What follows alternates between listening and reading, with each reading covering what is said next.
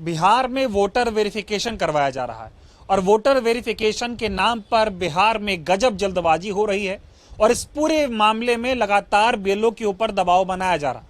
बिहार में जितने भी बीएलओ इस पूरी प्रक्रिया में काम कर रहे हैं उन पर अधिकारियों का बहुत दबाव है और अगर इस दबाव की वजह से बीएलओ कुछ भी बोल दे तो उस पर जो है कार्रवाई हो रही है, एफआईआर कराया जा रहा है, उसको निलंबित किया जा रहा है। ऐसा ही मामला बेगूसराय से सामने आया है जहां पर वजाहत अली फारूकी जो मेरे साथ बैठे हैं बीएलओ साहब, इनको निलंबित किया गया और इनके ऊपर एफआईआर कराई गई क्योंकि इन्होंने खुलासा किया और ये बताया कि किस तरह से बड़े बड़े अधिकारी इन पर ये दबाव बना रहे हैं कि आप फॉर्म किसी भी तरीके से जमा कर दीजिए।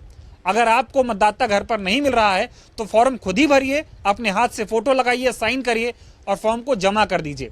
इन्होंने ऐसा करने से मना किया और इसकी जानकारी एक जो है पत्रकार को दी। उसके बाद इनको निलंबित कर दिया गया और इनके ऊपर एफआईआर की गई। पूरी जो घटना हुई है वो आपसे जानेंगे क्या कुछ हुआ और ये जो पूरा वोटर वेरिफिकेशन कराया जा रहा है इसको आप कैसे देख रहे हैं, आपको निलंबित क्यों किया गया, एफआईआर कैसे हुई, क्या पूरी घटना है, थोड़ा विस्तार से बताइए। ब्लॉक से ये आदेश था कि 100% काम हो और तमाम फॉर्म को आप भर के जमा कीजिए, जो नहीं मिले उनको आप खुद से भर दीजिए और खुद से जमा कर दीजिए। तो मैंने इनकार किया, इसकी वजह से कार्रवाई हुई मेरे खिलाफ। 192 लोग आपको नहीं मिले, आपने कहा जो लोग नहीं मिले हैं उनके फॉर्म में खाली वापस करना चाहिए। वापस जी, खाली वापस कर भी दिया मैंने, लेकिन अधिकारियों की तरफ से दबाव बनाया गया कि खुद से भर दीजिए। पूरे को भर के खुद से जमा कर दीजिए, आप कोई मिला या नहीं मिला उससे बात नहीं, उसको जमा करके आप हाँ रिपोर्ट दे दीजिएगा 100% और होगा। इस बात की जानकारी जब आपने एक पत्रकार को दी और वो वीडियो वायरल हुआ उसके बाद आपके ऊपर जो है एफआईआर हुई, मतलब निलंबित किया गया अपने कार से और सारा सामान वापस करने का आदेश हुआ। तो हमने जो काम किया करके वापस किया। हाँ 198 का मैंने 181 का मैंने सर्वे किया। आप एक वीडियो ऑडियो रिकॉर्डिंग भी आप सुना रहे हैं जिसमें अधिकारी जो निर्देश दे रहे थे आपको कैसे काम करना है, मैं चाहता हूं उसको आप सुनाएं ताकि लोग जो है वो जान पाए उस बारे में।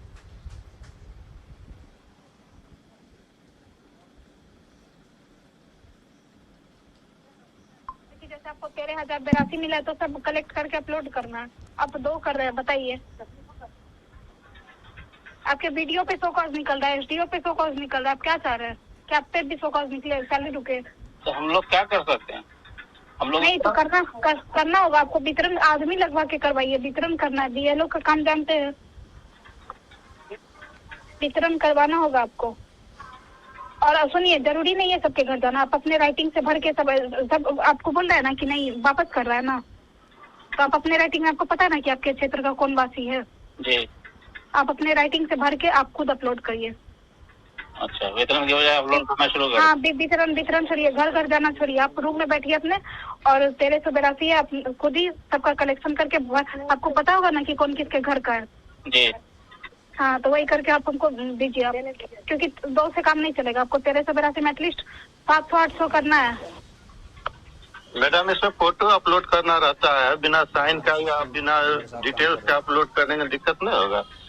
हाँ तो वो आदमी इतना तो समझेगा ना, नहीं तो उसका नागरिकता छिन जाएगा। आपको डीएम साहब बुलाएंगे, वो नागरिकता वो जो कह रहे हैं खुद से ही है इसको अपलोड करने के लिए, यदि हम कर रहे हैं तो एक अरे नहीं, हम डॉक्यूमेंट का आपको बोले कि जो डॉक्यूमेंट देने से मना कर रहा है, ये जो बहुत आनाकानी कर रहा है ना उसके लिए, और उसको बुलवा के ऐसा थोड़ी है क्यों नहीं करेगा।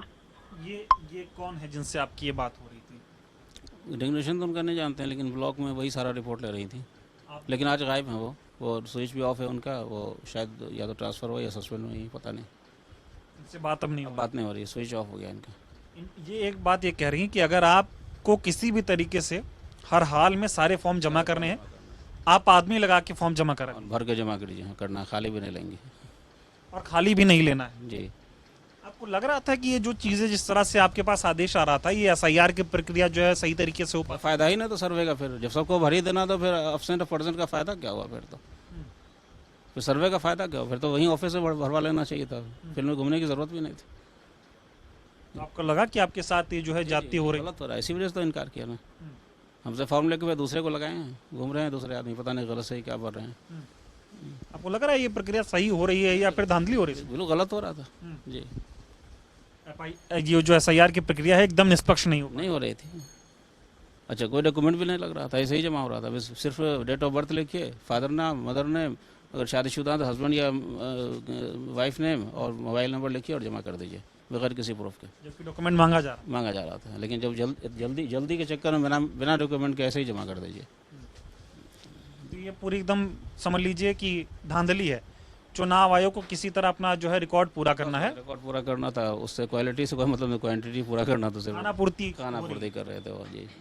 और आपके ऊपर पे दबाव भी बनाया गया कि किसी भी तरीके से इसको कर दीजिए। जी जी आप ये बताएं, जिस तरह आपके साथ हो रहा है, ऐसे बिहार के कई सैकड़ों हजारों बीएलओ होंगे जिनके साथ ऐसा हो रहा होगा। 77 यहाँ पे भी कार्रवाई हुई है पूरे ज़िला में।